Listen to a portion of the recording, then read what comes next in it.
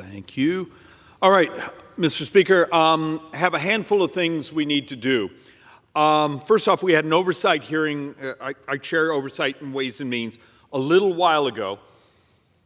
And some of the things that get said around here, you just shake your head. So think about some of the things we're hearing from the press, from the Democrats, just panic-stricken. I need to actually walk the American people and our own staff through a little bit of facts and a little bit of the truth.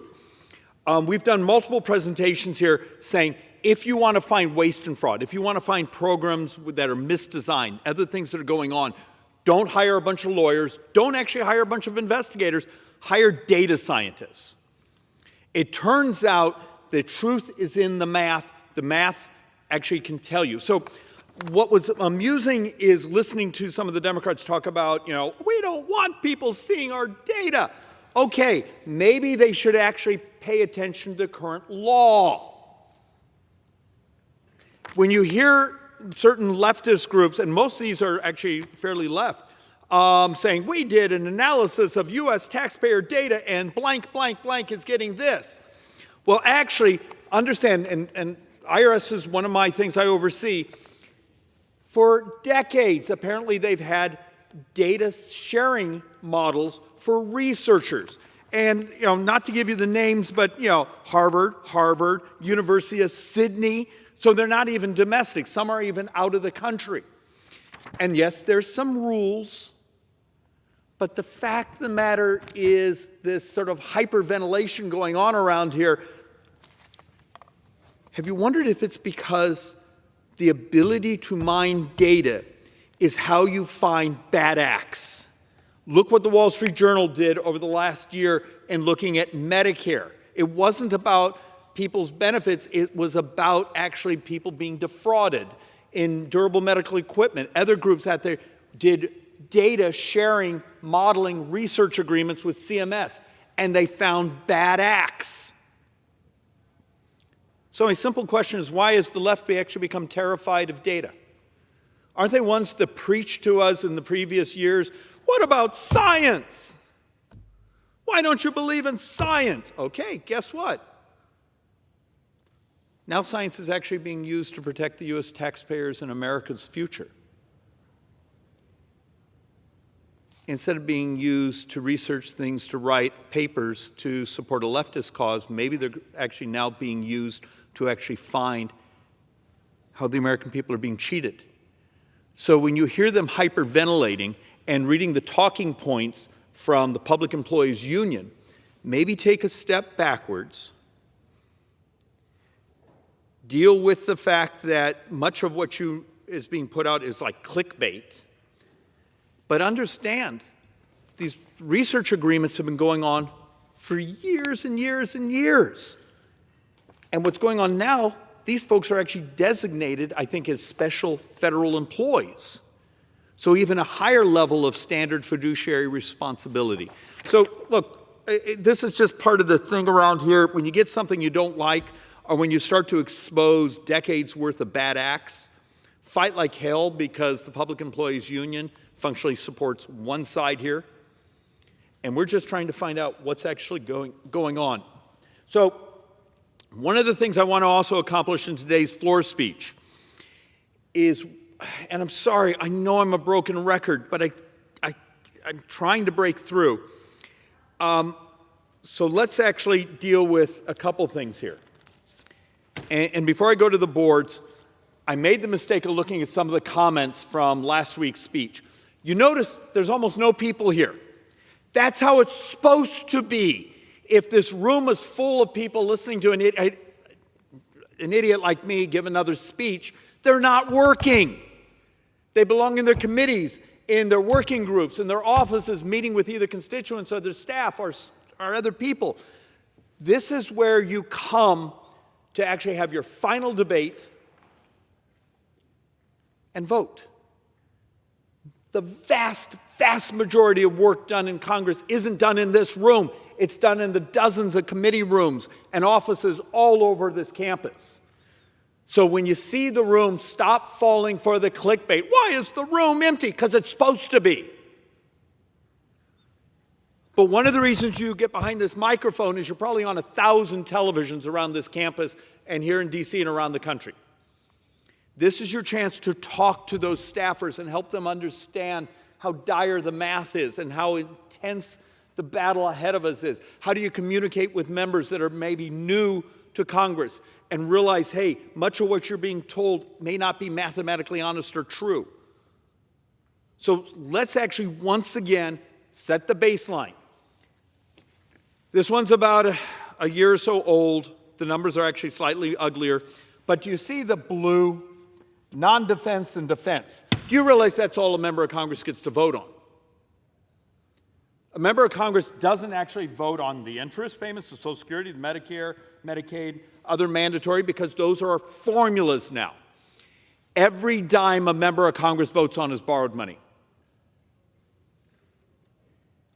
And last year, every dime you voted on was borrowed money, and maybe $300–400 billion what you didn't vote on was borrowed money, because we actually spent more or borrowed more than every dime of what we call discretionary. And defense is discretionary. Remember, in today's world, Social Security is the number one spend. It's about 1.415.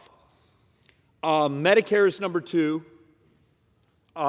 Interest is number two. Interest is number two. Medicare is number three. And defense is actually number four. So the next time you have some brain trust saying, you know, if we just cut defense, sure, I'm sure there's efficiencies that we may find in defense. And I've been pushing for this, my third Congress in a row, trying to get an AI audit because the Pentagon has failed for 8 years an audit. It's unauditable is the report we get back. So use AI at least to go through and stack the asset list, because you can't audit it if you don't know where the trucks are and other things. And in the security areas, fine. You do human auditing of those. Help us, because it's finally actually risen to the surface of people saying, hey, maybe technology can help us save our society and our future and our economy. So when you take a look at what really goes on here in Congress, you got to understand your government is functionally an insurance company with an army. And almost 100% of the next 10 years of borrowing is interest and Medicare.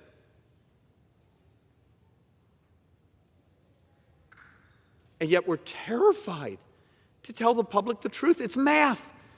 The math will win.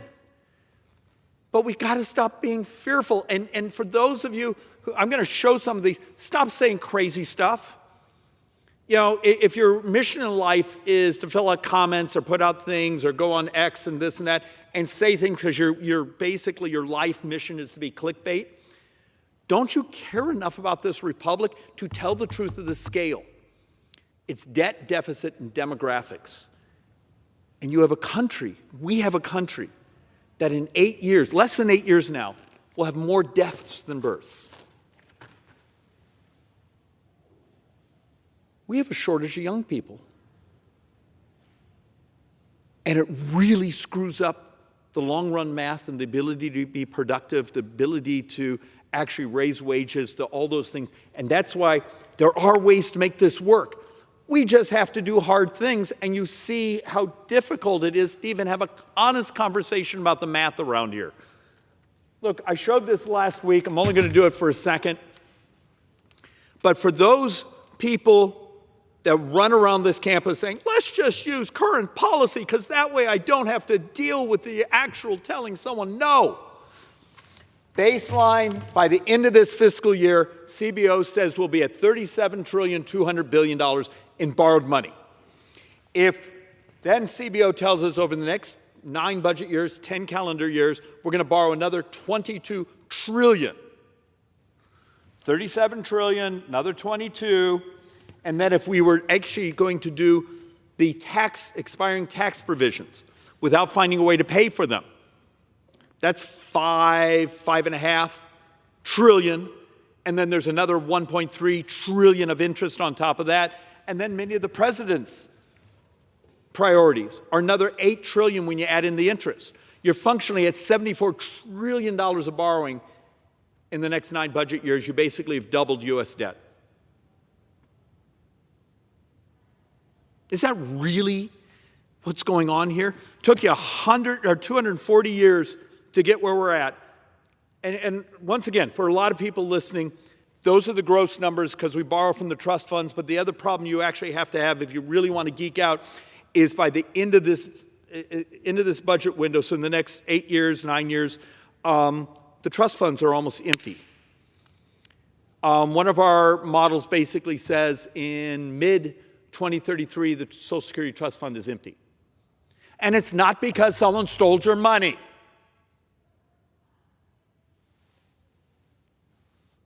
It was demographics. We haven't had enough young workers. And Social Security was always designed as a pay-as-you-go system. And the money that comes out of the Social Security Trust Fund and is loaned to Treasury, Treasury pays an interest. And actually, in the past, it's actually been a little above even some of the market interest you would have gotten.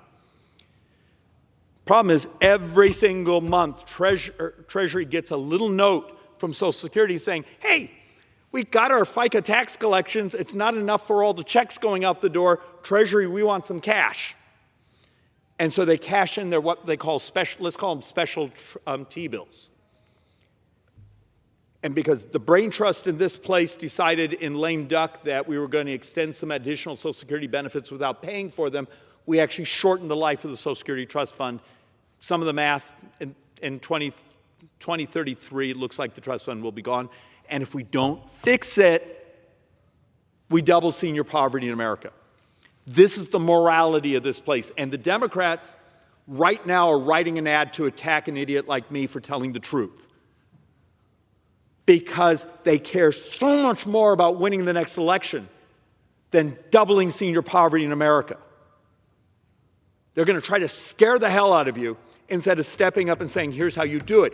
And understand, 2034, 2035, when you have a full year and the trust fund and Social Security is gone, we calculate that's like $600 billion a year. So think about what we're fighting over here is, it may be $400 billion a year to extend the tax policy so people's taxes don't go up. But by the end of this window, you got another $600 billion a year to deal with. And it gets worse every single year. And that's not even dealing with the fact that a couple years outside the budget window, the Medicare Part A trust fund is also empty. Is this place capable of dealing with difficulties? And for everyone out there, when your reaction is, well, just raise taxes.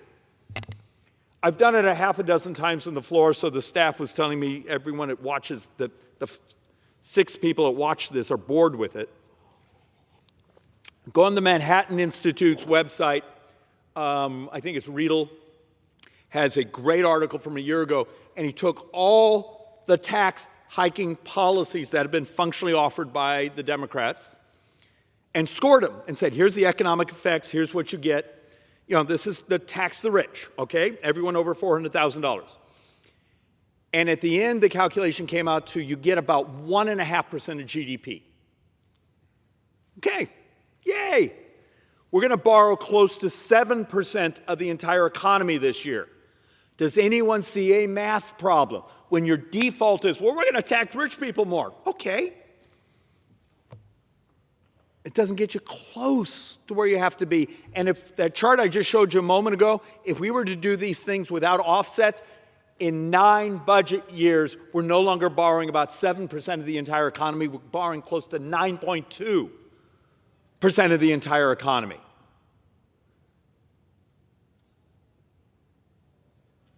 And it's not popular because, the folks out there want their feelings satiated and don't own calculators. I'm sorry, I know I'm being a bit of a jerk, and I'm just tired of dealing with lunacy. The primary driver of debt is demographics. So what happens if we can clean up ourselves? What happens if we're able to squeeze waste and fraud and find more modern ways that are more compassionate, more efficient to actually deliver the benefits to our brothers and sisters? We're actually seeing numbers. It could be,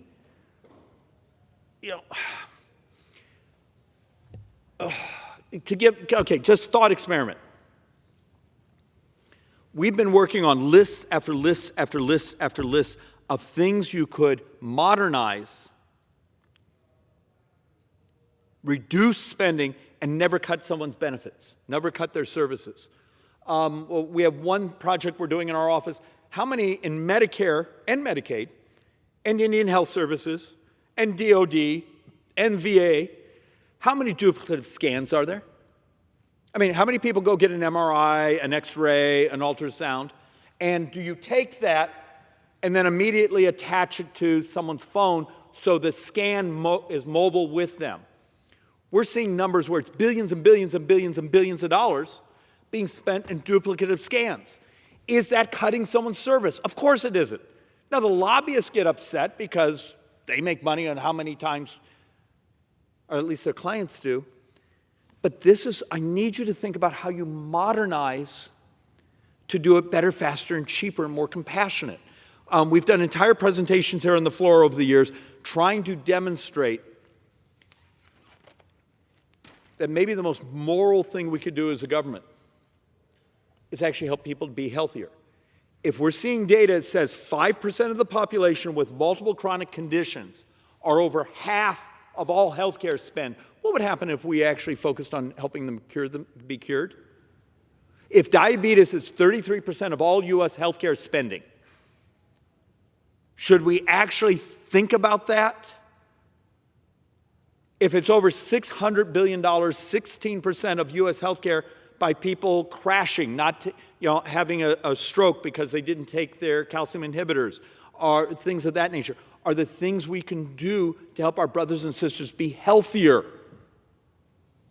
And it turns out,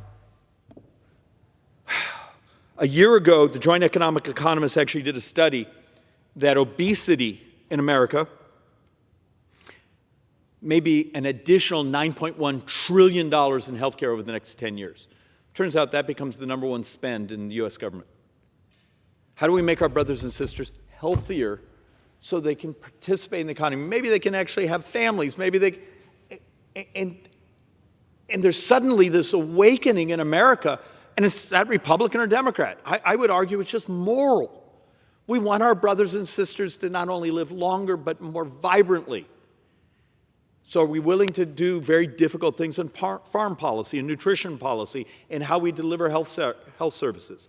It's worth thinking about, but as being in this stupid town, instantly the partisan rage is, oh, how's that going to get me elected? How am I going to use it as a wedge to beat the crap out of the other side? Maybe the morality of helping our brothers and sisters and not having this country be crushed in debt when the bond market is the most influential group in America today, not members of Congress. So let's actually take a quick look. If we were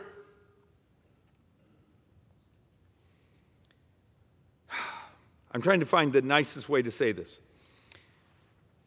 If we were just to do this TCJA extensions, which I believe we need to do, we're not going to raise taxes on working people, but we need to find a way to pay for it. Because it's not only the $5.5 trillion that CBO is now scoring if you did it to 2035, it's the $1.3 trillion financing cost of doing that. That's the interest. How about no tax on overtime pay? Okay, it's the passion of the president. But we need to come up with $3 trillion to cover that cost over 10 years. And if we don't, it adds another $700 billion of interest costs. If we do no tax on Social Security, that functionally comes out to almost $1.8 trillion. And almost all that money goes to Social Security and Medicare. Well, we got to find a way to cover that if we're not going to have tax on Social Security.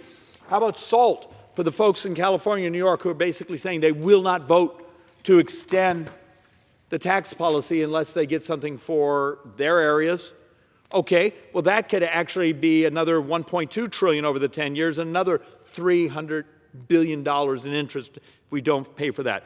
No tax on tips. Actually, turns out that one's actually fairly easy. It may be 0.6 trillion, so $600 billion over 10.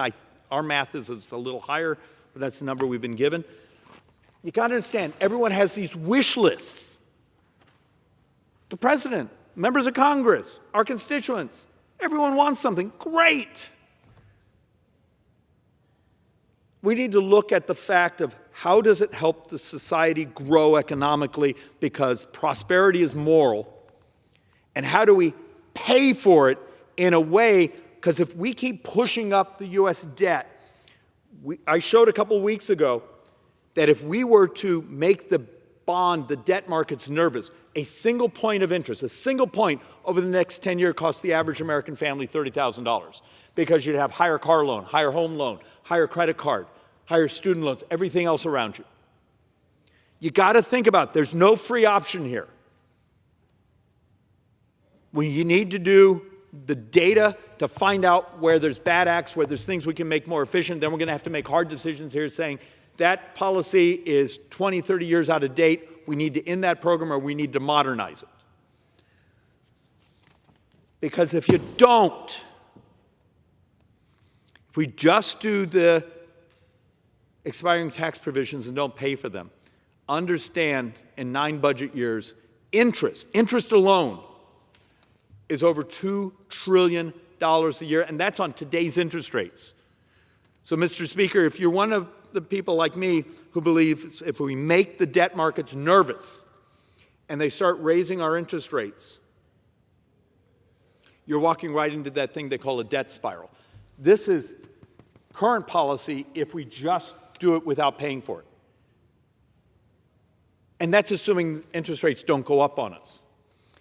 I've shown in the past a chart that basically says if U.S. interest rates, and I said this last week and I need to drill it in so maybe someone hears it. If U.S. interest rates went up to a 6 handle, which we've been close before, in 9 budget years, 45% of all U.S. tax collections go just to interest. This isn't a game.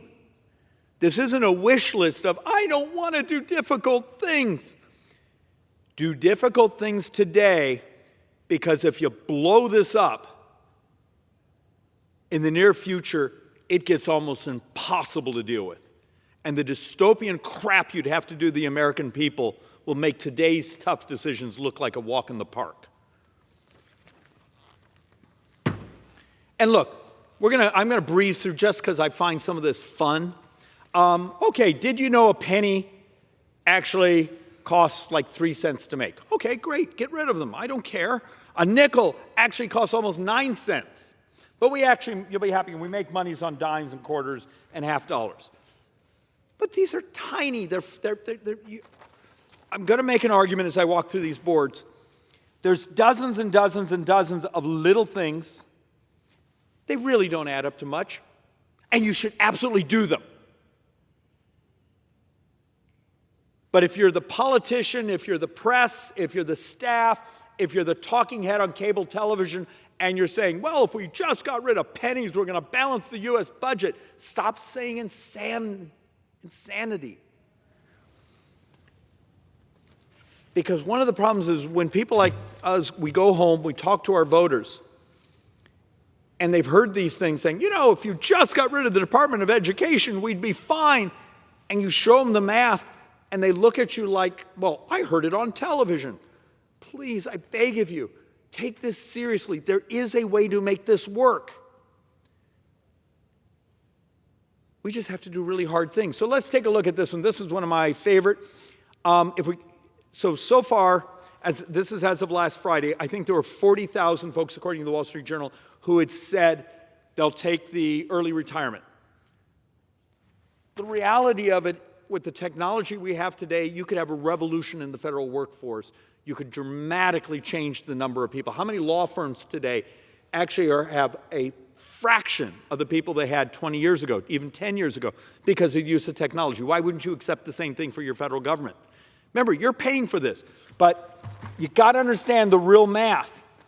If 40,000 federal workers, and I'm not actually even talking about the buyouts, that just their base salary, average salary $106,000, so do that times, and then we added in wages and benefits, times 40,000, it's 1 day of borrowing. On average right now, we're burning about $6 billion a day. 40,000 federal employees are gone. We covered 1 day of borrowing. And guess what? You absolutely are going to need to do things like that. But don't act like you just solved the U.S. debt problem. It's dozens and dozens of these things you have to stack up. So let's actually have a little bit more. I'm trying to tone down the sarcasm because we got to do these things. Let's get rid of foreign aid. You just covered 1 week of borrowing. Can't tell you how many times I'm at home and people say, if we just didn't have foreign aid, we could balance the budget. It's a week of borrowing. U.S. will waste billions of dollars on the United Nations. Okay, get rid of the United Nations. It's 2 days of borrowing. Let's take a look here.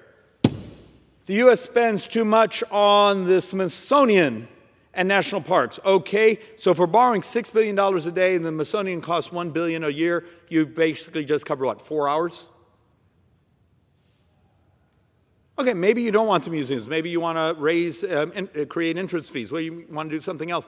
But don't act like you just balance the budget by doing something like that. Let's do another one.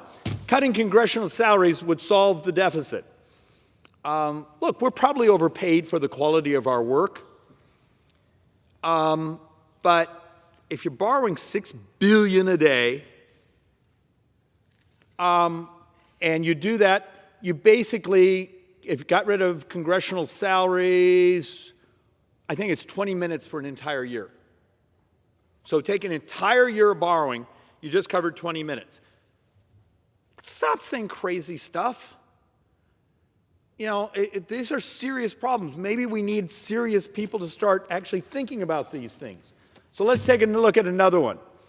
The government spends billions on unused federal office buildings. Absolutely, we need to clean this up. And it would be about, let's see, 6 hours, maybe 7 hours of borrowing. Get rid of all those unused office space, which we should do.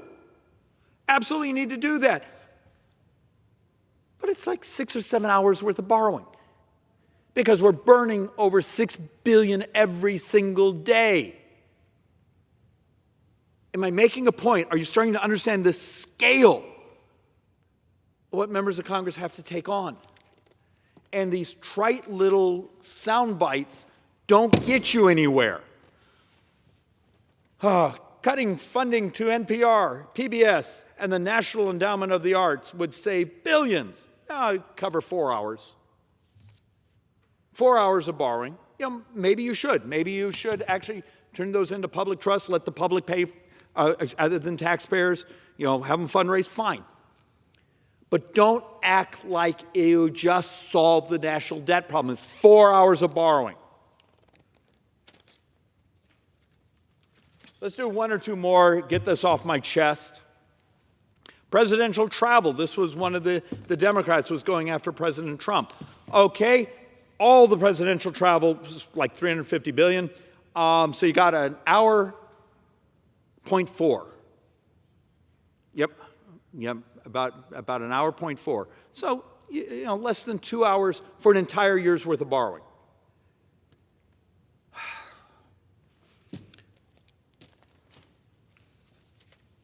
Let's have 1 or 2 more fun just because I have them done.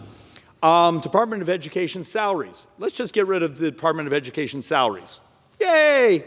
You covered 9 hours of borrowing. Okay, how about another one? Emergency services for undocumented. These are people here illegally. They walk into hospitals. They get a federal subsidy. Okay, let's make it so it just becomes uncompensated care of the hospital. Fine. You covered 9 hours of borrowing for an entire year. The reality of it,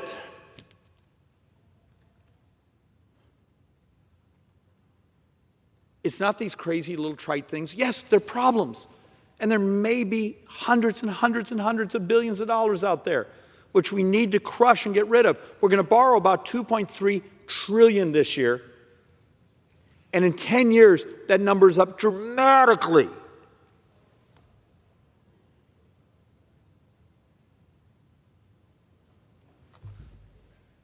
And it's demographics. If you look at the 30-year data, everything that's in the federal budget, except Medicare and Social Security, actually is designed to grow slower than tax receipts. We modeled that in 30 years, we'll have about $9 trillion surplus, as we had counted. It grows slower than tax receipts. Medicare and Social Security, my math is actually much more dour, but this board is like a year and a half, 2 years old. It's probably about $116 trillion in spend and interest. We can make this work. You can do this without cutting our brothers and sisters' benefits. But you got to be willing to think disruptively. You got to be willing to think creatively. You got to be willing to think morally. You got to be willing to think of how do we modernize the world around us. What would happen if you could change the cost of delivering services to our brothers and sisters by getting rid of the archaic designs of many of these programs?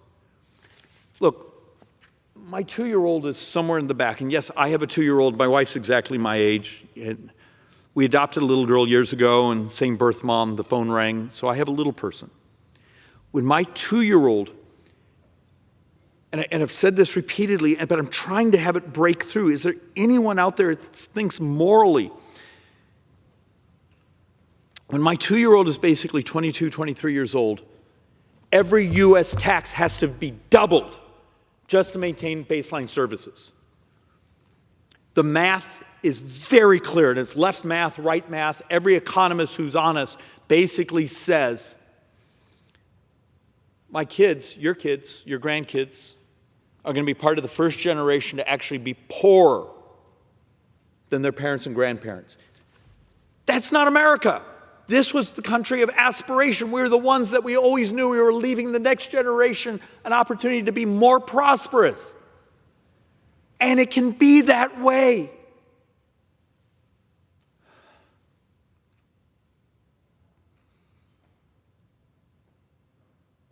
But it can only be that way if this place stops acting like intellectual children. The bedwetting, I'm sorry, I take that back, Mr. Speaker. The fear, just the fear of going home and explaining to our constituents the truth.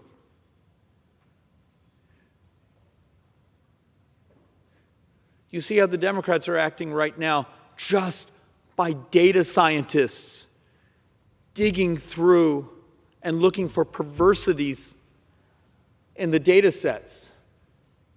You would think there would have been joy. Because those aren't cutting services. Those are finding people who are exploiting you, taking advantage of your country. But because it's being done by President Trump, it must be opposed. How do you fix things? How do you save Social Security? How do you save Medicare? How do you save the future when it's not a loyal opposition anymore? It's basically anything to burn the place down to take power. And for anyone who's really doesn't have a life and has watched this presentation, I beg of you, get good at the math. Stop making crap up. Because if you get good at the math, it provides us the opportunity to have the building blocks to actually produce a solution. There's hopes. There's ways it works. We also have some economic data that basically says if we don't do it within about the next 4 years and interest rates start to move against us, we're in for a long, slow rest of the century. And that's worth thinking about because the debt starts piling and piling. Remember, in the previous year, I think we had 3 months where we had to borrow money to pay for our borrowing. For every dime we will take in tax collections this year, we're going to spend $1, I think it's $1.36, which is an improvement. Last year was $1.39. Doesn't have to be this way. We just have to start telling the truth. Tell the truth about the math, tell the truth to each other, and toughen up. And with that, Mr. Speaker, I yield.